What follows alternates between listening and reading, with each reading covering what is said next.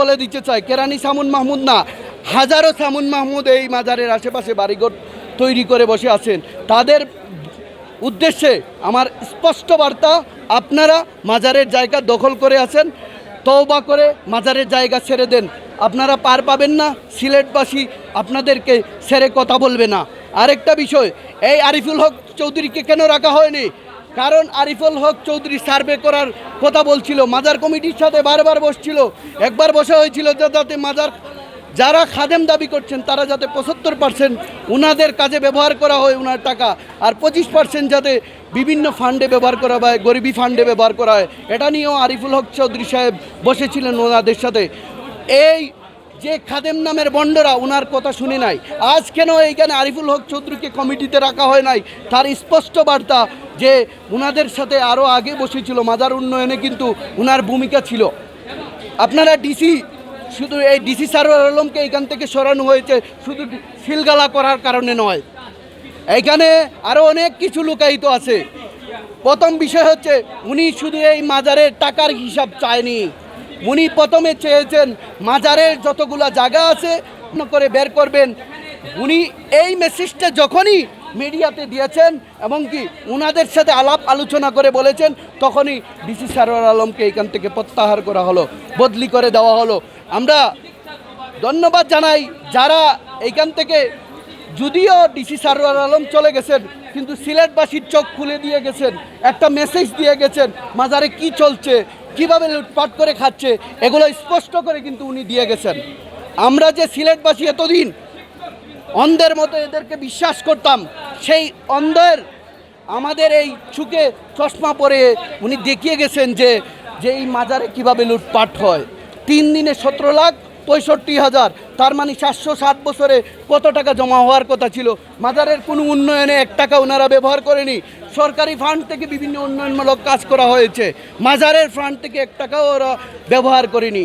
তাহলে স্পষ্ট বার্তা কি, এরা এই মাজারের নামে, খাদেমের নামে শুধু লুটপাট করে মাজারের টাকা খাবে, মাজারের উন্নয়নে ওনারা এই টাকা ব্যবহার করবে না, এটা তাদের স্পষ্ট বার্তা। শুনছিলেন 300, আরও কয়েকদিন পরে শুনতেও পারেন 600, কারণ খাদেমের সংখ্যা বাড়তে পারে, কারণ খেদমতটা আর ওইদিকে 6 তলা হচ্ছে, খেদমত আরও বাড়তে পারে।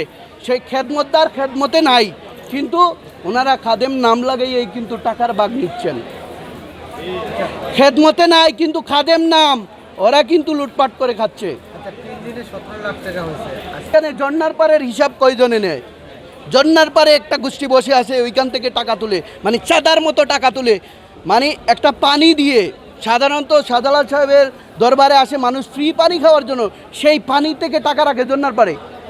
কেউ বিশ্বাস করে 500 টাকা দিয়ে দেয়, কেউ বিশ্বাস করে 20 টাকা দিয়ে যায়, এরকম 1000 টাকা উঠে, হাজার টাকা প্রতিদিন উঠে।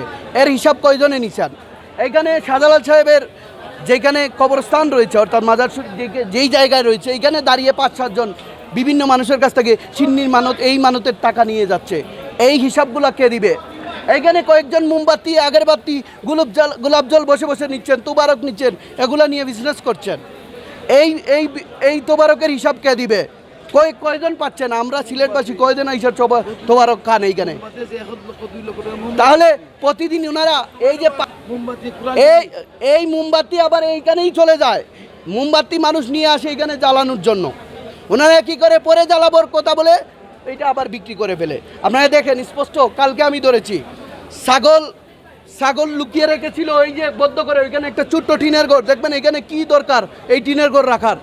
ওনারা যেহেতু সিন্নি মানত নিয়ে আসে, সব ছাগল জবাই করে মানুষকে খাওয়াবেন, কিন্তু ওনারা কি করেন, ছাগল নিয়ে আসে 2-1টা জবাই করে, বাকি 5-7টা বিভিন্ন খাদেমদের বাসায় পৌঁছে দেওয়া হচ্ছে বকরি কুকনের কাজ। এই বকরি কুকনকে ধরতে হবে। আরেকটা বিষয় স্পষ্ট করতে চাই, যিনি লঙ্গরখানার দায়িত্ব রয়েছেন সুহেল, ওনাকে ধরতে হবে। আজকে একজনকে ধরছি যে বকরি নিয়ে চলে গেছিল, কোনো রিসিট নাই। আমি একটা জায়গায় মানত করছি, জমা দিয়েছি, অর্থাৎ শাহজালাল মাজারে যদি আমি 5 লক্ষ, কিন্তু ডেকে তো আর 5 লক্ষ টাকা দিবে না ভাই। ওই রকম ছাগল যখন নিয়ে আসে কেউ রিসিট দেয় না, শুধু ওনাদেরকে সাদা কাগজে একটা বলে যে আপনার নাম ঠিকানা লিখে যান।